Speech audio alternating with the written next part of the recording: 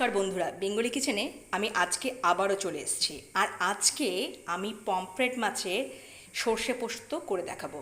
এবার আমি যেভাবে সর্ষে পোস্ত করে করি আর কি বাড়িতে পমফ্রেট মাছের, সেটাই আপনাদের সামনে আজকে তুলে ধরবো। আর এখানে আমি একদম সকালে টাটকা ফ্রেশ পমফ্রেট মাছ এখানে 4 পিস আমি নিয়ে নিয়েছি। আর এখানে সর্ষে আর পোস্ত আর 2টো কাঁচা লঙ্কা জলে ভিজিয়ে জল ঝরাতে রেখে দিয়েছি।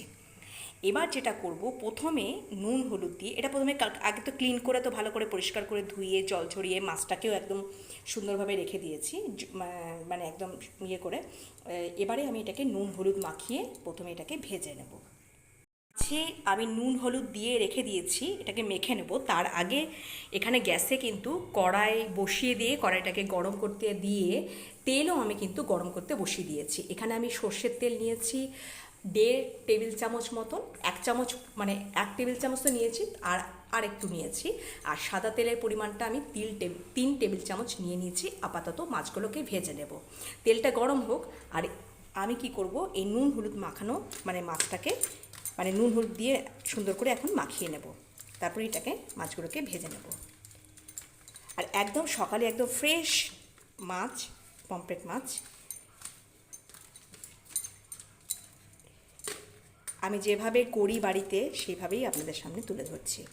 এভাবে করে দেখবেন, খুব ভালো লাগবে কিন্তু। ঠিক আছে বন্ধুরা, ফিরে আসছি। কড়াইতে কিন্তু আমি মাছ অলরেডি দিয়ে দিয়েছি।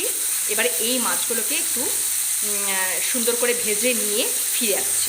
আর 2টো অলরেডি মাছ ভাজা হয়ে গেছে, পরের মাছটা কিন্তু আমি ভেজে নিচ্ছি। আর এই রকমই কিন্তু আমি মাছগুলোকে ভেজে নেব, সুন্দর করে একটু আস্তে ধীরে মাছগুলোকে ভেজে নিতে হবে।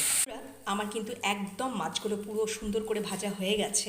এবারে কড়াইতে যে তেলটা আমার বেঁচেছে সেই তেলটাতেই আমি কিন্তু বাকি রান্নাটা করে নেব। এখন আমি গ্যাসটাকে অফ করে দিচ্ছি। কি মশলা নেব, কি মশলা পেস্ট করব সেটা আপনাদেরকে দেখিয়ে দিই।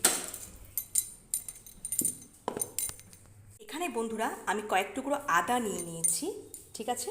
আর একটা টমেটো নিয়ে নিয়েছি। এই আদা আর টমেটোটা প্রথমে পেস্ট করে নেব, কিন্তু কোনো প্রকার জল দেব না। এখানে আমি টমেটো আর আদাটাকে পেস্ট করে নিয়েছি। এখানে কিন্তু আমি কোনো প্রকার জল কিন্তু দিইনি, কারণ টমেটো থেকে অটোমেটিক্যালি জল বেরোয়, আর সেটাতে কিন্তু সুন্দরভাবে পেস্ট হয়ে গেছে। আপনারাও কিন্তু সেভাবেই করবেন। এই যে মাছ ভাজার সামান্য তেল বেঁচে গেছে, এই তেলে কিন্তু বাকি রান্নাটা আমি করে নেব। এবার এখানে কড়াইটা গ্যাসটাকে আবারও অন করে নিয়েছি। আর এখানে আমি 5 ফোড়ন দিয়ে দেবো। বলতে চাইছি ফোড়ন হিসাবে 5 ফোড়নটা এখানে অ্যাড করে দিচ্ছি। 1 চামচ দিয়ে দিলাম আর 2 চামচ দিয়ে দিলাম, জাস্ট এই চামচে 2 চামচ দিয়ে দিলাম। এটা হয়ে গেল। এবারে কি করব, এই যে টমেটো আর আদা বাটাটা যেটা পেস্ট করলাম সেটা এখানের মধ্যে দিয়ে ভালো করে কষিয়ে নেব।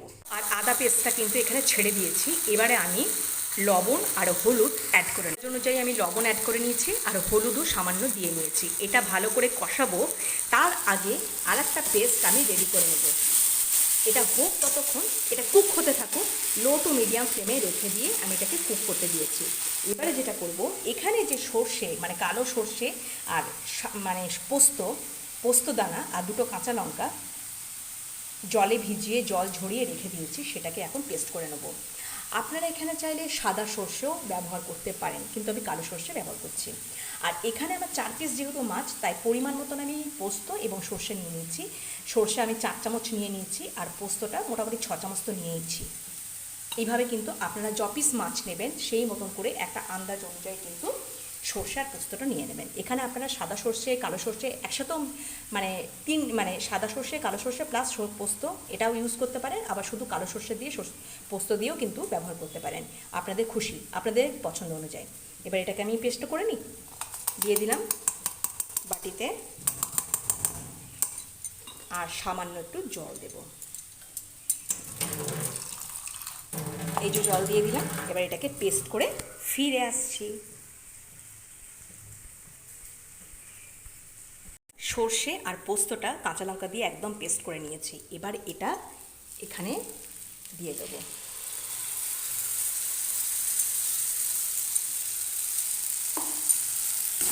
একটু নাড়াচাড়া করে নেব, সামান্য, বেশি না, একদমই নাড়াচাড়া করে নেব।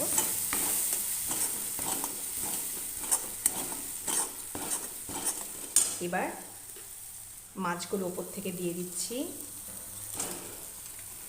কিচ্ছু নাড়াঘাটা করব না, জাস্ট এইভাবে একটু সাজিয়ে নেব। এইভাবে সাজিয়ে নিলাম। এবার এই যে মশলা ধোয়া একটু বাটির জল নিয়ে নিচ্ছি, এবার এখানে অ্যাড করে দেবো।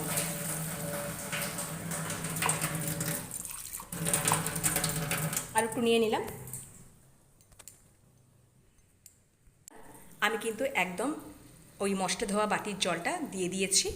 আর সামান্য একটু ওই যে থালাতে যে মাছগুলো রেখেছিলাম, নুন হলুদ সমেত যে মাখিয়ে যে মাছগুলো রেখেছিলাম, ভেজে রেখেছিলাম, সেই থালার গায়ে যে হলুদ জলটা ছিল সেইটাও কিন্তু একটু অ্যাড করে দিয়েছি। তাহলে এটা আমার একদম ফুটুক। এবার ফুটে যখন গা মাখা হয়ে আসবে, যখন মাখা মাখা হয়ে আসবে, তখন কিন্তু আমি কাঁচা সর্ষের তেল দিয়ে নামিয়ে ফেলবো।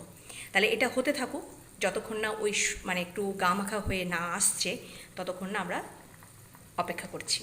বন্ধুরা, আমার কিন্তু একদম পুরোপুরি সর্ষে পোস্ত দিয়ে পমফ্রেট মাছের ঝালদাটা একদম রেডি হয়ে গেছে। একদম প্রায় গা মাখা মাখা হয়ে আসছে, এসে গেছে।